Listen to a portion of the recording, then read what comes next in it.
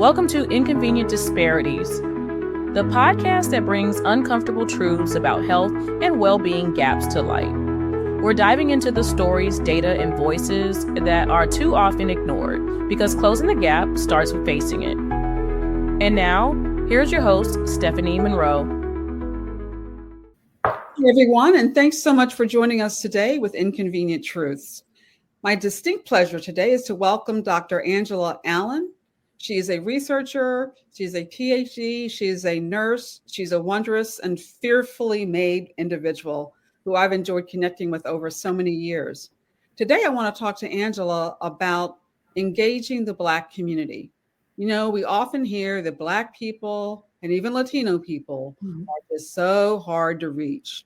Some people think that we're so hard to reach that they don't even try, or they think that we are so hard to reach that they don't even ask us to come out and do things. So we're not hardly reached. As Dr. Monica Parker from Emory says, we are just hardly reached. So Angela has been successful.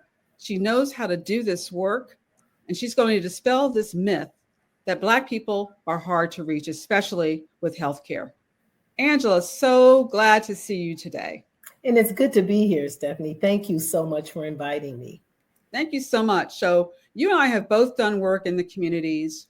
Years ago, I put together this play called Forget Me Not, with Us Against Alzheimer's, and we went to 37 communities, counties throughout the country. We reached over 32,000 people. And one of the things that we asked people, because we were specifically looking at brain health, but I think it holds true with any, we asked people, first of all, has your doctor ever talked to you about this stuff? Second of all, has anyone ever asked you to participate in clinical research, which is really important to make sure that drugs and other things that are being produced for us, work in all of us. We were told that 80% of the people, nobody had ever talked to them about their brain health, mental health, brain health, Alzheimer's, dementia, none of it had ever come up from a doctor to the person. Then we asked people, because clinical trialists often tell us it's so hard to reach these communities. That's why we only have 1% of the trials that include really the populations that most are in need of this assistance and new medications and bio and things of that nature. 80% of the people said no one had ever asked. So people often say, what is the secret? How do you get Black people, Latino people to engage in clinical research and other health activities? And I say, ask them. So then they say, well, where do we find them? Because you know we're all hiding. I've heard. I want to turn it over to you now to just talk with us about some of that and how you handle people who feel like if you're Black, you must be the one that can connect us to all the Black people. When in fact, what that does, I believe, is it instills more distrust, right? We need, and the community knows, you don't just come to the community. You don't just go to anyone on a first meet and ask them something. I always say very simply, if you're going to have a housewarming, you're going to someone's house, you come in here with what? A gift. Bring them something, information, food, something. Ask them what they need instead of coming there to say, let me ask you what we need from you. Absolutely. So let's talk about this topic that's, I think, a brilliant topic. Yes. And people just don't understand it. So first of all, thank you. And yes, I'm going to just jump in by saying something that I often share as well. We often utilize the word trust, mistrust, or they're not around, or we can't identify where they are. Well, think about it. I love the example you gave, but I give one that's a little bit similar to what you shared. If you are trying to establish a relationship with someone, and I mean maybe an intimate relationship or a friendship, you don't just jump in and say, hey, can I have your number? And we're going to be bound together forever. Or if you're establishing an intimate relationship, you don't meet the person for the first time and the second time with intentions to just say, hey, we're going to get married. You have to establish a relationship. Right. So one of the things that I've done in my community is often build my relationship by getting to know the individuals and then having the individuals get to know me. I also don't believe in that color thing. You know, they have to look like us. I am in a community where it's a large number of Hispanic population, and I have some of my Hispanic colleagues that will go into my African American communities and have built a relationship. Now, I love the fact that you said they're hidden. Where are they? They're there. It's just you have to meet them where they are. If they are in a barbershop, if they are inside of a church, if they are inside of a disco place or a party place, as we call it, the clubs we call them nowadays, meet them where they are. You don't have to have a drink. You don't have to praise and worship. You don't have to get your hair cut or your hair done, but just sit there and get to say, hey, I want to get to know who you are, get to know your community, because there may be some opportunities or benefits that we can learn from each other without throwing in the word, I want to get you to sign up for research, or I want to find out what's going on with your brain, because those are two words, research and brain, that you choose not to say on the first, as I stated, date. Yeah, you're so right. Yeah, exactly. People have said, well, what would it take for me to come to your church? And if I just tell the pastor how important this is, he'll just let me come up and speak, won't he? Mm-hmm. I'm like, so you're not a person of faith, or maybe you are. Mm-hmm. You expect this person who has established a very trusted, sacred relationship with his sheep, is going to walk up there and stand behind that holy podium and talk. Right. How stupid does that sound? No. It's not going to happen that way. No. You're going to need, as you said, you need to come up in there and sit down. And first of all, you should want to come up there and sit down and feel the vibe and learn. Exactly. Learn. And don't come up with the attitude like, that I want something. Right. You should have a heart to learn and to communicate with people, right? Yeah. I think for that purpose, also, when we talk about like people, again, it doesn't have to be the ethnicity. It doesn't have to be the religion. Like-minded individuals, for me, I would say, if you want to get into that church, go through the venue. The venue could be, who's a healthcare provider in that church? Who's someone that does something like I do?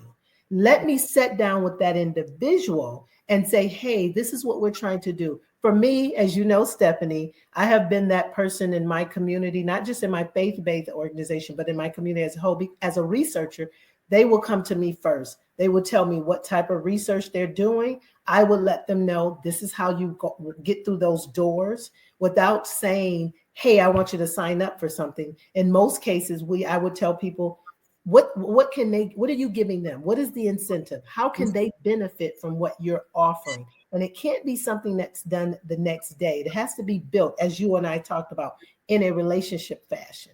One of the things that always bothers me is when certain organizations will come into a community to get what they want, and then they leave.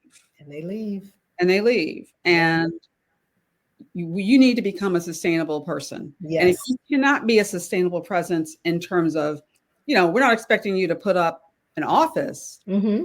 What do you think about the idea of, why don't you retain, partner, hire, have some money, right? Show that you value to the people in the church, to the community health center, to be your representative. They have people out. Let them validate you. What do you think about that? I like that. And I think validate you, maintain sustainability, but I'll share something else. Also, provide the outcomes. So if you are doing research, or if you are doing certain things that is benefiting that community, provide outcomes and follow up and benefits. So I'll give you a quick example. I did something similar. It was a little research, qualitative research. We looked at caregivers for Alzheimer's patients, and we focused only on caregivers. So our incentives was that we did a little pre-survey. We said, what is it that you really want? Some of them said, I just want to go to the movies by myself. I just want to have a meal. I just want to have a massage. So we offered those things during the caregivers workshop. And then after that, we followed up with them in 90 days. And we said, did you go to the movies? Did you go to have a meal? Did you get that massage? And then we shared with them. Now, mind you, our ultimate goal was to get them signed up for research. But once we followed up in that 90 days and asked them those questions, some said no, some said yes. We said, what else do you need? If those who said no. And they said, well, I don't have anyone to watch my loved one. We provided respite. And then they were able to do those things. Now, what was interesting, After the 90 days, we followed up in another 90 days. And we said, you know what? It sounds like you would be a perfect candidate for a study that we're working on. Would you be interested? And it was on Steps to Hope. And they said, yes, that might be beneficial too. See how we built that relationship and we gave them opportunities and we heard them before we signed them up. Yeah. That's the sustainability. That relationship, we maintain that relationship by building it pre the request as opposed to post. Now, we are following up with those individuals with our study, the Steps to Hope.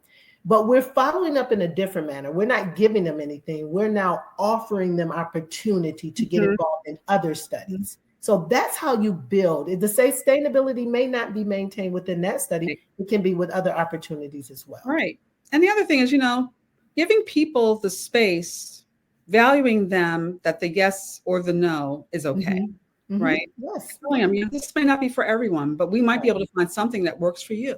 Right. Yes. So they don't feel guilty. It's sort of like, you go into the car lot and you said no, and then they're going to chase you down as you try to get into your car. It's like, no, we're not the typical car salesman thing. Yeah, we're going to respect, right, and hopefully be able to do that. And I love the idea of giving them back information. Like, what did we learn? And then maybe even, what do you think we should do with this information? Yeah. Like, what would be helpful? Would it be for us to come in and do, lectures? Would it be for us to do a movie, to do a small talk back? Would you like to form, and this is something a lot of communities are not asked to do, and they should. I feel like it's step one, form some type of a community advisory board. Yes. And then you go there so that they own, right, problem and solution. Yeah. And tell you, this is how you reach my people, because we're all not the same. So tell us a little bit about how are you reaching and communicating. So the advisory board, you notice my antennas went up when you said that. So yeah, we're establishing advisory boards now. And the advisory boards are individuals who either A, have been impacted by the disease, or their family members, a healthcare professional. And then we're also looking at someone who's not, just someone who's more involved in the community. But one of the things that we do and how we're communicating, we invite them to our house. So you got to remember, we've been invited to their house, or we've stepped into their house, whether it's their community, sororities, fraternity events, churches. We've stepped into their house. But have anybody ever thought about saying, how about if you come over to our clinic? So in some of our clinics, we do brain tours. We actually have them in a lecture room where we actually do support groups and workshops. We bring in the providers, the specialists, the dementia specialists, and they talk about what are some of the things that they do there.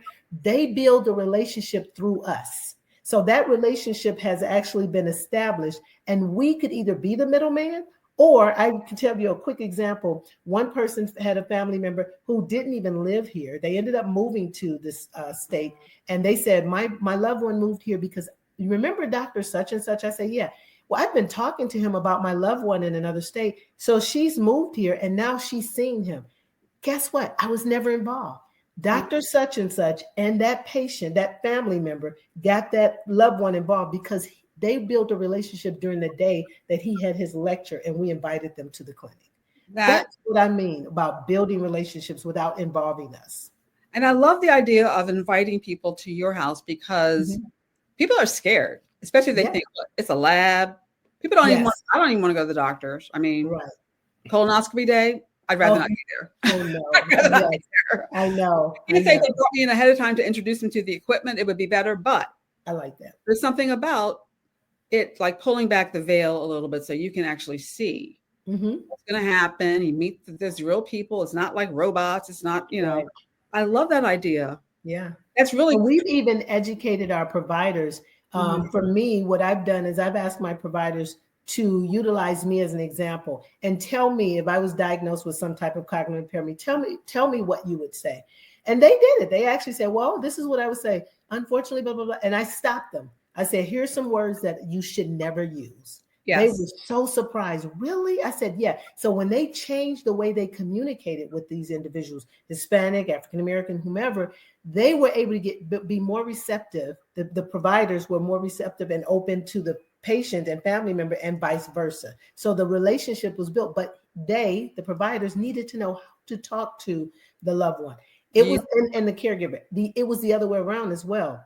we also educated the caregivers and the patients what questions to ask to your providers, and never be afraid, because they're doing what you're asking them to do. So Exactly. those are relationships that were built as well.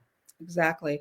So what are the key places that you would identify in the community where access should be developed, or we should look to? Maybe they're places that we haven't thought of. I'd actually suggested to people, if you're going to put up material to try to reach Black folks and others, go to places where you're not competing. Mm-hmm. Like, how about putting up something in the post office? Yep, that's great. Right? You're not going to see that there. Mm-hmm. So for us, I can tell you, faith-based is hands down, because as one of my colleagues says, it's the most segregated day, Sunday of the week. So faith-based. The others, people don't even think of this, community centers. If you're in an older age population, where I'm near an older age population, I walk through that community centers. Everyone's there, and they're walking through, whether they're going to the local candy shop or ice cream shop to get ice cream, or whether they're going to read a book in their local community library. For the senior citizen centers, another one is the city community center. Mm-hmm. Every weekend, you'll find most community centers are packed with kids, older age individuals doing exercise, etc. So you can post those things there. The one area with the community centers, they like for you to go through their organizations, their departments, and then you post those. And then also actually have little workshops. I've mentioned sororities, fraternities. One area we miss also, or when we have events, not just having them where you're standing there and you're just having the material on the table. But one of the things as one of the Black Nurses Association, one of the things we've learned to do lately is that we would actually take our material and walk around and talk to people, as opposed to sitting at the table, because we get to reach out and we say, for more information, come on over to our table. We're at table 17. So that's getting out there and learning more about it. So community centers, faith-based organizations, going to these events and speaking to the audience, having your own platform while walking around. Those are some of the areas. Fantastic. So if someone wanted to reach out to you, I know this is a big ask, but if there are any folks who wanted to reach out to you, is there a place, a resource guide that you could suggest to give some of this information where they can sort of, find out what really works? Sure. So if they go to Banner Alzheimer's Institute, we actually have a wealth of information that is not just related to Banner or if you're living in any particular state. I've given this material out to people in Michigan and various areas, and they've helped. They can also reach me, particularly at Angela.Allen, and that's ALLEN, at Banner, BANNER, health.com. And I'll be more than happy to either give the material out directly or send them out to our Alzheimer's Navigator. We have an Alzheimer's Equity Navigator, Serena Laurie, who's done a phenomenal job. I can give her a person or a need, and she sends that material out, whether it's mailed or she'll give them a call, especially if they're local, or she'll email them the material per requested.